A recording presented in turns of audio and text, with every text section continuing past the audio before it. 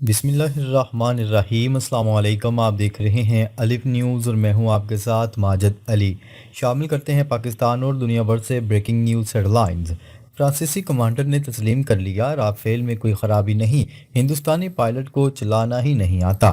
Senior Pakistani صحافی حامد میر نے France میں ایک سینئر فوجی کمانڈر سے ملاقات کی اور تصویر بھی شیئر کی۔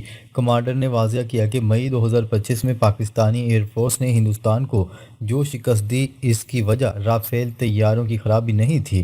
مسئلہ یہ تھا کہ ہندوستانی پائلٹس رافیل کو صحیح طریقے سے استعمال ہی نہیں کر سکے۔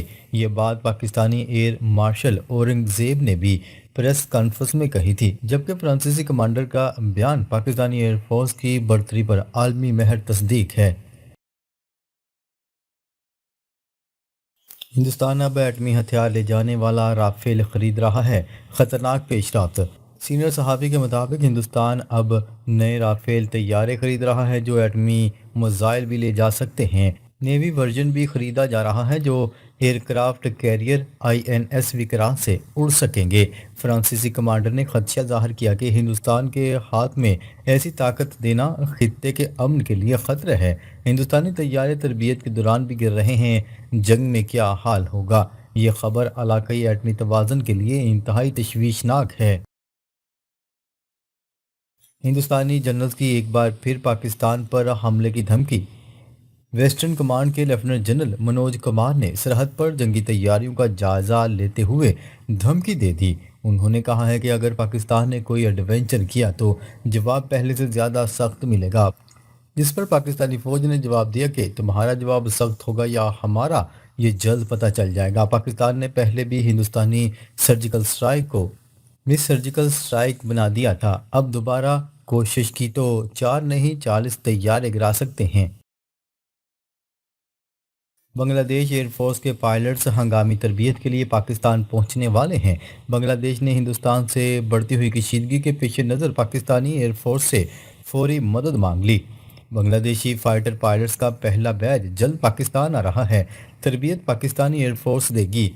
دبئی ایئر شو میں دونوں ممالک کے ایئر چیف کی ملاقات ہوئی۔ اس ملاقات میں MOUs پر بھی دستخط ہوئے۔ بنگلہ دیش جلد F-17 تھنڈر اور چینی J-10C بھی خریدے گا۔ یہ ہندوستان کے لیے بری خبر اور پاکستان کے لیے علاقائی طاقت میں زبردست اضافہ ہے۔ دبئی ایئر شو میں پاکستان کا بڑا قدم، J-17 کے لیے نیا معاہدہ۔ نئی دبئی ایئر شو کے دوران پاکستان نے ایک برادر ملک کے ساتھ J-17 تھنڈر کی فراہمی کا MOU سائن کر لیا۔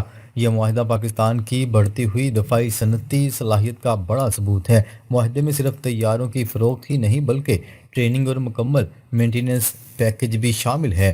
J-17 کی عالمی ڈیمانڈ بڑھنے سے پاکستان کی دفاعی سفارتکاری مزید مضبوط ہوئی ہے۔ اس پیش رفت کو پاکستان ایئر فورس کے عالمی اعتماد میں اضافے کا اہم سنگ میل قرار دیا جا رہا ہے۔ دبئی ایئر شو میں تیجس طیارہ کریش، بھارت نے امریکہ پر الزام عائد کر دیا۔ دبئی ایئر شو میں بھارتی لڑاکا طیارہ تیجس کے کریش ہوتے ہی بھارت میں ہنگامہ مچ گیا۔ ارنب گوسوامی کے پرائم ٹائم شو میں جنرل بخشی نے دعویٰ کیا کہ طیارے کا انجن امریکہ نے جان بوجھ کر خراب دیا۔ ان کا کہنا تھا کہ امریکہ تیجس کو خطرہ سمجھتا ہے، اس لیے اس نے فالٹی انجن دے کر بھارت کی ایکسپورٹ مہم سبوتاژ کر دی۔ بھارتی میڈیا نے یہ الزام لگایا کہ امریکہ نہیں چاہتا بھارت خود کفیل ہو کر دنیا کو لڑاکا طیارے بیچے۔ اب سوال یہ ہے کہ کیا بھارت بغیر ثبوت کے امریکہ پر مقدمہ کرے گا؟ تیجس طیارے کے کریش پر بھارتی میڈیا کا طوفان، امریکہ نے دھوکہ دیا۔ ارنب گوسوامی نے دعویٰ کیا کہ بھارت نے اربوں ڈالر کیش میں دے کر طیارے کے انجن خریدے مگر امریکہ نے خراب انجن دیے۔ جنرل بخشی نے کہا کہ آپریشن سندور 2 پاکستان کے خلاف ممکنہ آپریشن سے پہلے امریکہ نے تیجس کو ناکارہ بنایا۔ جنرل بخشی نے بھارت کو پاکستان سے الگ کرتے ہوئے کہا کہ ہم نے کیش پیسے دیے پھر بھی دھوکہ ہوا۔ بھارت نے روسی تیل چھوڑ کر امریکہ سے مہنگا تیل لینا شروع کر دیا۔ امریکہ کے دباؤ پر بھارت نے سستا روسی تیل خریدنا تقریباً بند کر دیا۔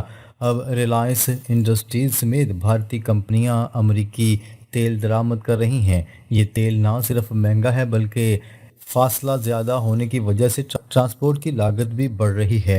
नतीजा भारतीय आवाम को पेट्रोल, डीजल और दीगर अशिया मज़ीद महंगी हो जाएंगी। माहिरीन कहते हैं कि ये भारत की मैशत पर बहुत बड़ा दबाव डालेगा। डोनाल्ड ट्रंप के सामने मोदी समेत इंडिया के सबसे बड़े अरबपति भी झुक गए। मोदी ने तो गुलामी कबूल कर ली, अब उन्होंने मुकेश अंबानी को भी हुक्म दे दिया है कि अमेरिकी तेल ही खरीदो। अंबानी और डोनाल्ड ट्रंप के ज़ाती ताल्लुकात बहुत अच्छे हैं, लेकिन इस बार कारोबार भी दबाव में आ गया। रिलायंस को सस्ता रूसी और ईरानी तेल छोड़ना पड़ गया। अब महंगा अमेरिकी तेल लेना पड़ रहा है। अंबानी की आमदनी पर ज़्यादा फर्क नहीं पड़ेगा, तक नुकसान बराह रास्त भारतीय आवाम का होगा। ये वही अंबानी हैं जिन्होंने मोदी ट्रंप दोस्ती में पुल का काम किया था। भारत ने पाकिस्तान के खिलाफ 10 साला खुफिया मुआहिदा कर लिया। अमरीकी हथियार और इंटेलिजेंस मिल रही है। भारत ने अमेरिका से 10 साल का दफाई और इंटेलिजेंस मुआहिदा कर लिया है। इसके बदले पाकिस्तान पर हमले की मंसूबाबंदी के लिए रियल टाइम इंटेलिजेंस ले रहा है। अमेरिका अब भारत को जदीद हथियार, ड्रोन्स और दफाई निज़ाम दे रहा है। डोनाल्ड ट्रंप को सिर्फ तजारत चाहिए, पाकिस्तान से इन्हें कोई दिलचस्पी नहीं। ये मुआहिदा ऑपरेशन सिंदूर 2 जैसे मंसूबों के लिए ख़तरनाक है। अमेरिका ने पाकिस्तान का नाम लेना क्यों बंद कर दिया? असल वजह सामने आ गई। जब से भारत ने अमेरिकी तेल खरीदने और दीगर मुतालबात मान लिए, डोनाल्ड ट्रंप खामोश हो गए। पाकिस्तान का तज़किरा सिर्फ तब होता था जब भारत पर दबाव डालना होता था। अब भारत ने सरेंडर किया तो पाकिस्तान के 8 तैयारों वाला हंगामा बंद हो गया। डोनाल्ड ट्रंप किसी के सगे नहीं, बस अपना फ़ायदा चाहते हैं। अगर कल कोई बेहतर डील मिल गई तो पाकिस्तान के खिलाफ भी बोल पड़ेंगे। भारतीय रुपया तारीख की कम तरीन सतह पर, मैशत दबाव में, मगर मोदी अमरीकी ग़ुलामी में मसरूफ़। भारतीय रुपया लगातार गिर रहा है, मैशत में इस्तेहकाम नहीं। महंगा तेल, बढ़ती हुई दरामदात और अमरीकी दबाव ने हालात ख़राब कर दिए। सब्सिडी ख़त्म हो रही है, महंगाई बढ़ रही है, अवाम परेशान हैं। दूसरी तरफ मोदी साहब डोनाल्ड ट्रंप को खुश करने में लगे हैं। इसराइली फ़ौज ने गज़ा की येलो लाइन के पार नया ज़मीनी हमला शुरू कर दिया। इसराइली फ़ौज ने गज़ा के येलो लाइन के पार नया ज़मीनी हमला शुरू कर दिया और शुमाली गज़ा में फ़लस्तीनियों को मुहासरे में ले लिया। अल जज़ीरा के मुताबिक इसराइली फोर्सेस ने जंगबंदी की येलो लाइन को अबूर करते हुए मकीनों को वहां से भी दरबदर कर दिया। जंगबंदी के मुआहदे के तहत इसराइल अब भी गज़ा पट्टी के 50% हिस्से से ज़्यादा हिस्से पर काबज़ है, जहां पीली लकीर तयन करती है कि किन इलाकों में इसराइली फ़ौज तैनात है और किन में फ़लस्तीनी आबाद हैं। ताहम जंगबंदी की खिलाफ वर्जियाँ जारी हैं और इसराइली फोर्सेस येलो लाइन के उस पार भी फायरिंग और ज़मीनी दरअंदाजियों में इजाफा करती जा रही है। वियतनाम में शदीद बारिशें, 2 लाख घर ज़ेर आब, 55 अफराद हलाक। वियतनाम में सैलाब और लैंडस्लाइडिंग की वजह से अब तक 55 अफराद हलाक हो चुके हैं। वियतनाम की डिज़ास्टर एजेंसी ने बताया है कि वस्ती वियतनाम में तूफ़ानी बारिशों, सैलाब और लैंडस्लाइडिंग से मरने वालों की तादाद 55 हो गई है, जबकि 13 अफराद के लापता होने की इतलात हैं। यूक्रेन जुमेरात तक अमरीकी अमन मुआहिदा कबूल कर लेगा, डोनाल्ड ट्रंप। अमरीकी सदर डोनाल्ड ट्रंप ने कहा है कि वो चाहते हैं कि यूक्रेन जुमेरात तक अमरीकी अमन मुआहिदा कबूल कर ले। सदर डोनाल्ड ट्रंप ने अमरीकी रेडियो को इंटरव्यू में कहा कि उनके पास बहुत सी डेडलाइंस थीं, लेकिन अगरचे चीज़ें ठीक चल रही हों तो आप डेडलाइन में तोसी करते हैं। उन्होंने कहा है कि इनका ख्याल है कि अमन मुआहिदा कबूल करने के लिए जुमेरात का दिन मुनासिब वक्त है।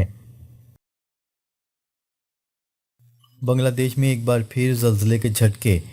बांग्लादेश के दारुल-हुकूमत ढाका में एक बार फिर ज़लज़ले के झटके महसूस किए गए। गैर मुल्की खबरसां एजेंसी की रिपोर्ट के मुताबिक ढाका में ज़लज़ले के बायस लोग खौफज़दा होकर घरों और दफातर से बाहर निकल आए। ढाका में आज दोबारा ज़लज़ले के झटके महसूस किए गए। ज़लज़ला पैमाना मरकज़ के मुताबिक पहले ज़लज़ले की शिद्दत रिकॉर्ड स्केल पर 3.7 रिकॉर्ड की गई, जबकि दूसरे ज़लज़ले की शिद्दत 4.3 थी। दोनों ज़लज़लों के झटकों के दरमियान 1 सेकंड का फ़र्क था। नीदरलैंड की फ़ौजी अड्डे पर पुरस्कार ड्रोन्स की परवाज़ें। نیدرلینڈ کے وزیر دفاع کا کہنا ہے کہ نیدرلینڈ کے فوجی اڈے پر پراسرار ڈرونز کی پروازیں دیکھی گئیں۔ غیر ملکی خبرساں ایجنسی کی رپورٹ کے مطابق نیدرلینڈ کے وزیر دفاع نے اپنے ایک بیان میں کہا کہ فوجی اڈے پر امریکی جوہری ہتھیار اور F-35 لڑاکا طیارے موجود ہیں۔ انہوں نے کہا ہے کہ ڈرونز نے فوجی اڈے کے چکر لگائے ہیں اور غائب ہو گئے، لیکن اس کے بعد کچھ پتہ نہیں چلا۔ وزیر دفاع کا کہنا ہے کہ پراسرار ڈرونز کو نشانہ بنانے کی کوشش کی گئی، تاہم وہ بچ نکلے۔ ان کی شناخت اور کنٹرول سسٹم کا سراغ نہیں مل سکا۔ ناظرین، اب تک کے لیے اتنا ہی۔ مزید خبریں لے کر بہت جلد آپ کی خدمت میں حاضر ہوں گے۔ تب تک کے لیے اپنا خیال رکھیے گا۔ اللہ نگہبان۔